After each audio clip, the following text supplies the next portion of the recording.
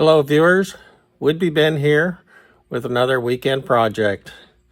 This is our 2013 Cadillac ATS, and we've recently gotten an error message saying that there was a problem with the fuel tank sensor. And we haven't been able to really find any other good references on how to replace this, so I'm going to shoot a quick one for you. What we've done is we've jacked up the vehicle, we've taken off the right side rear wheel, and we've detached the wheel well liner. All right, so this is the wheel well liner. We've just disconnected it and tucked it away behind just so we can get into the wheel well. And inside the wheel well, along the back, is this hose here, which is connected to the fuel system.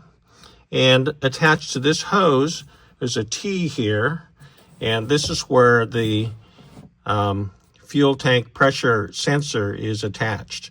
So in order to replace that, you don't really have to get to the fuel tank, you just have to get to this here. There's an electrical connector here that you have to pull down. There's a little red lever here. You pull that lever down and then push down on it. You can get this connector off. Yeah, I'm gonna have to use both hands to do that. And then this is the sensor here, and this just pulls straight out like that. So this is how you get to the fuel pressure sensor, fuel tank pressure sensor in a Cadillac ATS. This is our fuel tank pressure sensor, and it's got an electrical connector here.